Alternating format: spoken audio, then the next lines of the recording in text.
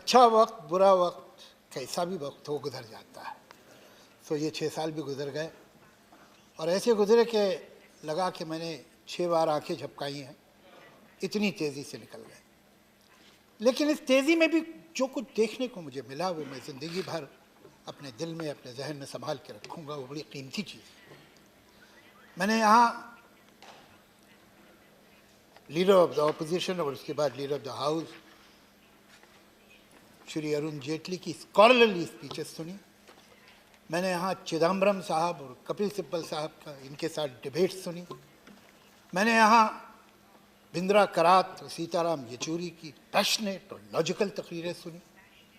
मैंने यहाँ श्री रविशंकर प्रसाद के विट को देखा। यहाँ राम गोपाल यादव साहब जो सख्त से सख्त बात नर्म से नर्म लहजे में कह सकते हैं, उनकी बातें सुनी।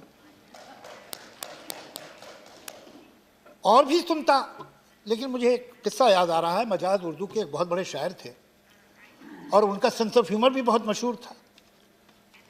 तो कश्मीर गए तो पहली बार किसी मुशायरे में, तो वहाँ किसी ने पूछा कि मजाज साहब आप पहली बार आए, यहाँ के कुदरती नज़ारे देखे आप, कैसे लगे? कहले भाई बहुत अच्छे लगे, और ये बीच में पहाड़ वहाड़ आ गए वरना और भी दिखाई देते। तो यही कह सकता हूँ कि बीच में बहुत सारे एडजॉर्नमेंट आ गए थे, वरना और भी तकरीरें सुन लेता। लेकिन खैर जितना सुना वो भी काफ़ी था। अब क्या फ़ायदा, मैं तो आपकी तारीफ कर चुका। जब ना रहे तो बेहतर। जी, यहाँ जब मैं आया था तो एक ख़ास मकसद, एक ख़ास लक्ष्य लेके आया था। कुछ राइटर्स की, कंपोज़र्स के प्रॉब्लम थे इस मुल्क में कॉपीराइट के, और वही दुख लेके मैं आया था। मैं सोनिया जी से मिला अपने साथियों के साथ। उन्होंने हमें मनमोहन सिंह जी के पास भेजा। उन्होंने भी सुना तो उन पे भी उतना ही असर हुआ जितना सोनिया जी पे हुआ था। मनमोहन सिंह जी ने कहा कि देखिए हम आपका साथ ज़रूर देंगे, लेकिन आप अपोजिशन से, ख़ासतौर से बीजेपी से बात कर लीजिए, उनके बगैर आपका काम नहीं हो पाए। तो हम अरुण जेटली साहब के पास गए और मुझे थोड़ी हैरत भी हुई, खुशी भी हुई कि बहुत हद तक तो हमारा प्रॉब्लम जानते ही थे, लेकिन थोड़ी डिटेल हमने और दी। और जिस तरह उन्होंने रिएक्ट किया, उस दिन मुझे मालूम हुआ कि ये काम हो जाएगा। लेकिन ये बात मुझे बड़ी अच्छी लगी मनमोहन जी की, कि उन्होंने कहा कि अपोजिशन से कर लीजिए, उनके बगैर नहीं होगा। ऐसा ही होना चाहिए। देखिए सरकारें तो उन मुल्कों में भी होती हैं जहाँ डिक्टेटरशिप है, सरकारें तो वहाँ भी होती हैं जहाँ शेखडम से और बादशाहते हैं, लेकिन डेमोक्रेसी में और इन हुकूमतों में फ़र्क क्या है? वहाँ सिर्फ सरकार होती है, यहाँ सरकार और अपोजिशन दोनों होते हैं। और सही किसी ने कहा है कि चमन में इख्तिलाते रंग बू से बात बनती है, कि खुशबू और रंग से मिल के चमन में बात बनती है। चमन में इख्तिलाते रंग बू से बात बनती है। हम ही हम हैं तो क्या हम हैं, तुम ही तुम हो तो क्या तुम।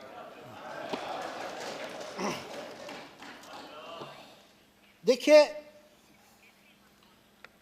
क्या है कि हम बड़े खुशकिस्मत लोग, और हम शिकायतें तो करते रहते हैं हुकूमतों से भी और देश से भी और समाज से भी, लेकिन जो हमारे पास है उसका शुक्रिया हम अदा नहीं करते जितना हमें करना चाहिए, और जितना उसका एहसान मानना चाहिए उतना हम मानते नहीं।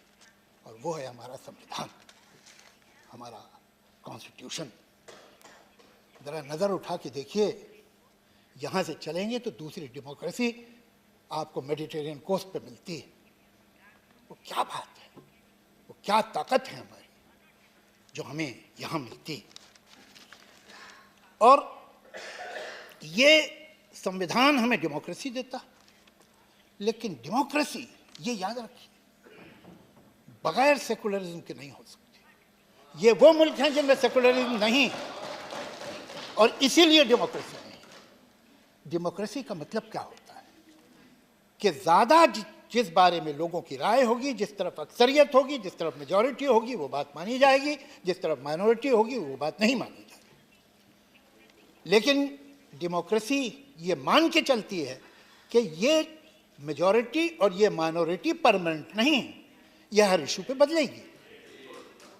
अगर कोई ऐसी परिभाषा बना दी जाए, अगर कोई ऐसी डेफिनेशन बना दी जाए मेजॉरिटी की और माइनॉरिटी की जो परमानेंट है, तो फिर डेमोक्रेसी तो उसी दिन खत्म हो गई।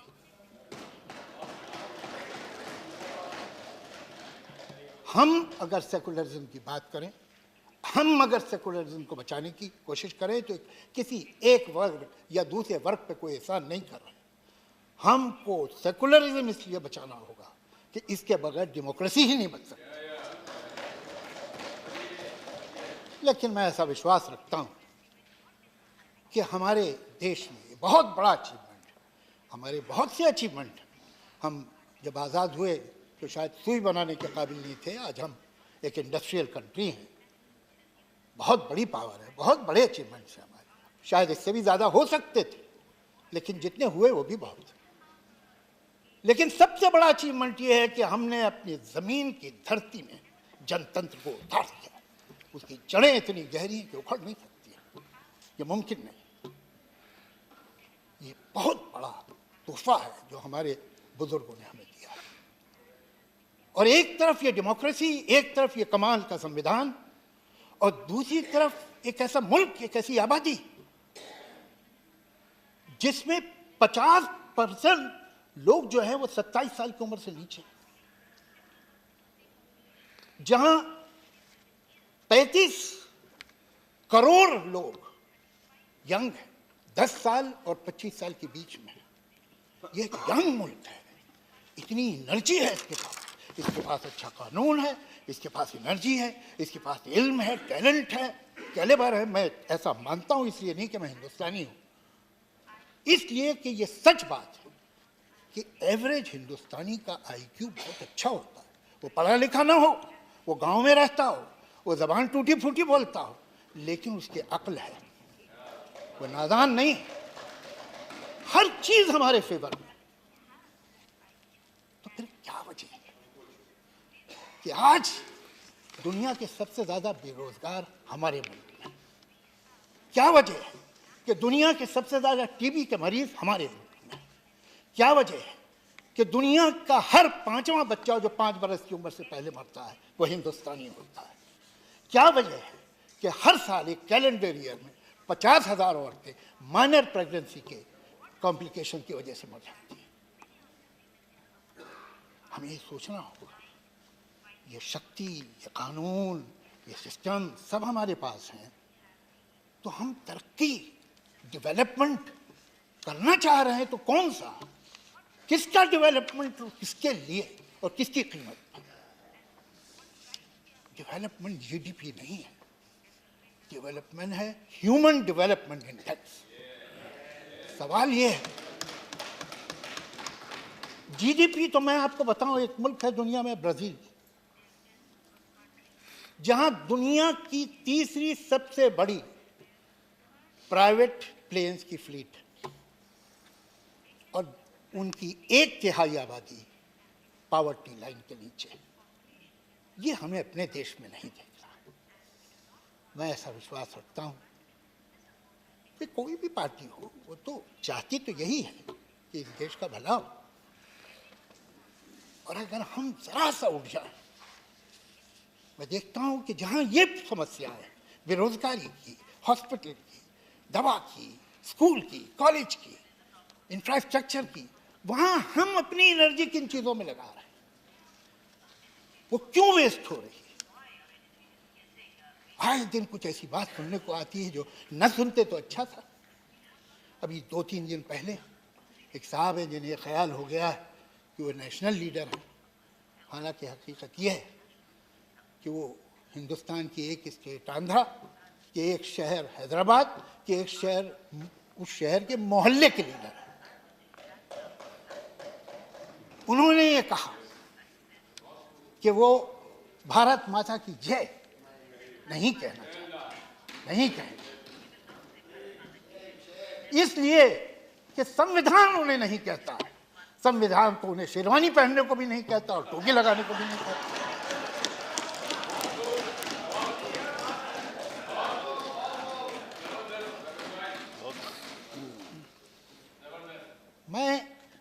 ये जानने में इंटरेस्टेड नहीं हूँ कि भारत माता की जय कहना मेरा कर्तव्य है कि नहीं, ये मैं जानना भी नहीं चाहता, इसलिए कि ये मेरा कर्तव्य नहीं, मेरा अधिकार है। और मैं कहता हूं भारत माता की जय, भारत माता की जय, भारत माता की जय। कि कौन लोग हैं? मैं इस बात को और उनके इस ख्याल को जितने सख्त वर्ड मुमकिन है जो एक्सपंज न हो उनमें कंडेम करता हूं। और मैं इतनी ही सख्ती से एक और नारे को भी कंडेम करता हूं जो अक्सर हिंदुस्तान के शहरों में बोला जाता है, मुसलमान के दो स्थान, कब्रिस्तान या पाकिस्तान। मैं उसे भी कंडेम करता हूं।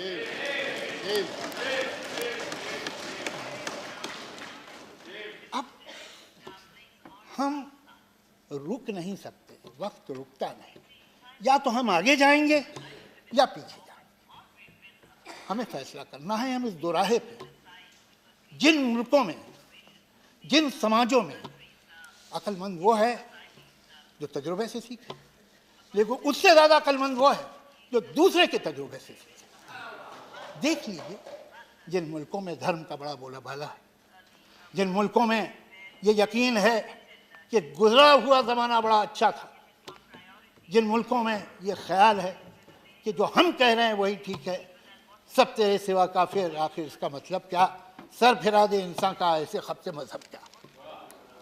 जिन मुल्कों में ये खब्त, वो कहाँ गए?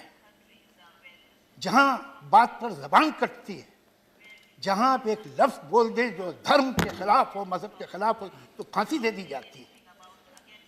वो मुल्क हमारी मिसाल बनने चाहिए, या वो कि जहाँ हर तरह की आज़ादी, जहाँ last temptation of Jesus Christ भी बन सकता है। कौन से मुल्क सही है? कहाँ इंसान आराम से है, कहाँ जिंदगी देता है? ये दो रहा है। आजकल जिसे हम फ्रिंज कहते हैं, वो फ्रिंज दिन ब दिन बड़ी होती जा रही है और उसकी ज़रूरत नहीं है।